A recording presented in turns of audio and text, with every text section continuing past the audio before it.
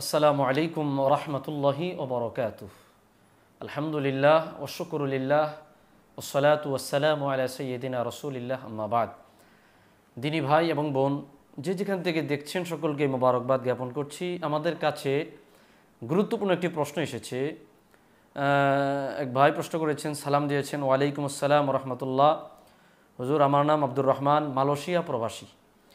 আমার প্রশ্নটি হলো, বাসা বা দোকান ভাড়া দেওয়ার সময় অ্যাডভান্স নেওয়া কি জায়েজ, আর জায়েজ হলে তা খরচ করার বিধান কি? দয়া করে উত্তর দিবেন। চমৎকার একটি প্রশ্ন আমাদেরকে করেছেন। প্রিয় ভাই, আপনি সহ এই প্রশ্নটি আরও যাদের রয়েছে প্রত্যেকের জ্ঞাতার্থে আমরা ইনশাআল্লাহ এই প্রশ্নটির জবাব দেওয়ার চেষ্টা করব। দেখেন, বাসা বা দোকান ভাড়া দেওয়ার ক্ষেত্রে আমরা ভাড়াদাতা, যারা ভাড়া দেই, ভাড়াদাতা ভাড়া গ্রহীতার কাছ থেকে আমরা একটা টাকা গ্রহণ করে থাকি। হ্যাঁ, এটা সিকিউরিটি মানিয়ে হতে পারে, অ্যাডভান্সও হতে পারে। যখন ভাড়াদাতার কাছে এই অর্থটা চলে যাবে, এককালীন একটা টাকা, এই টাকাটা ভাড়াদাতা বা ভাড়া দেওয়ানেওয়ালা খরচ করতে পারবে কিনা, বা এটাতে এই টাকা থেকে তিনি ব্যবসা বাণিজ্য করে উপকৃত হতে পারবে কিনা, এটা একটা চমৎকার ও গুরুত্বপূর্ণ প্রশ্ন।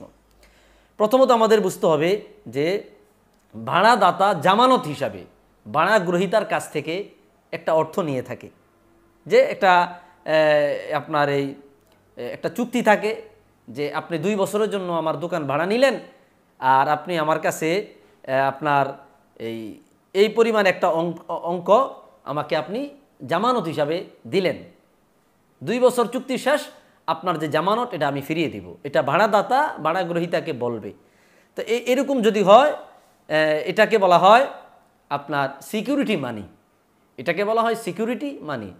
আর আরেক সিস্টেম হচ্ছে ভাড়ার অগ্রিম হিসাবে ভাড়া গ্রহীতা থেকে এককালীন কিছু অর্থ নেওয়া, প্রতি মাসে ওই টাকা থেকে দোকান ভাড়ার কিছু টাকা কেটে নেওয়া।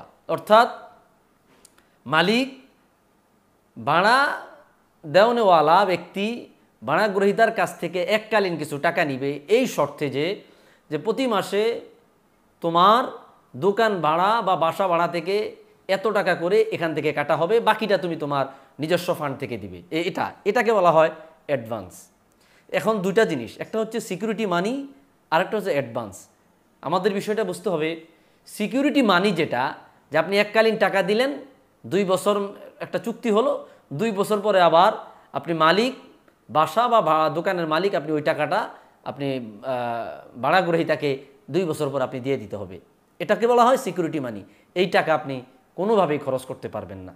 এই টাকা যদি আপনি খরচ করেন অথবা এই টাকা যদি ব্যবসায় লাগান, এটা থেকে যেটা উপকৃত হবেন এটা হবে সুদ। এটা সারাসার সুদ হবে। সুদ আল্লাহ তাআলা হারাম করেছেন। আহাল্লাল্লাহুল বাইআ ওয়া হাররামার রিবা। নিশ্চয় আল্লাহ তাআলা ব্যবসাকে হালাল করেছেন এবং সুদকে হারাম করেছেন।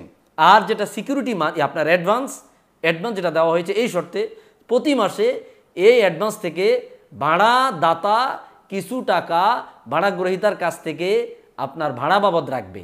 যেমন 5,000 টাকা দোকান ভাড়া শর্ত হলো, প্রতি মাসে তার অ্যাডভান্স থেকে 1,000 টাকা কাটা হবে, আর 4,000 টাকা ওই ভাড়া গ্রহীতা তার নিজস্ব ফান্ড থেকে বা ব্যবসা থেকে ভাড়াদাতাকে দিবে। তো এরকম যদি হয় তাহলে এটা খরচ করার কোনো অসুবিধা নেই। আর সিকিউরিটি মানি হিসাবে যেটা রাখা হবে, ওটা যেভাবে আছে, যেভাবে জমা রেখেছে ওইভাবে রাখতে হবে। শর্ত শেষ, চুক্তি শেষ, এই টাকা আবার ভাড়াদাতাকে ভাড়া গ্রহীতাকে ফিরিয়ে দিতে হবে। এটা হচ্ছে মূলত মূল বিষয়। হাদিস শরীফের মধ্যে আসছে, যেটা মুসান্নাফে আব্দুর রাজ্জাক 15,071 নম্বর হাদিসে আসছে স্পষ্ট।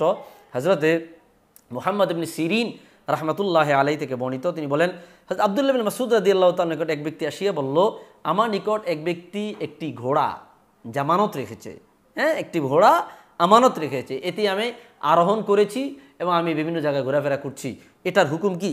তখন হযরত আব্দুল্লাহ ইবনে মাসউদ রাদিয়াল্লাহু বলল, তুমি ঘোড়ার পিঠে আরোহণ করে যে পরিমাণে ফায়দা নিয়েছো, উপকৃত হয়েছে, এটা সুদের অন্তর্ভুক্ত। তার মানে কেউ আপনার কাছে কোনো কিছু জামানত রেখেছে সিকিউরিটি মানি হিসাবে, এটা আপনি কোনোভাবেই খরচ করতে পারবেন না, ব্যয় করতে পারবেন, এটা থেকে উপকার নিতে পারবেন না।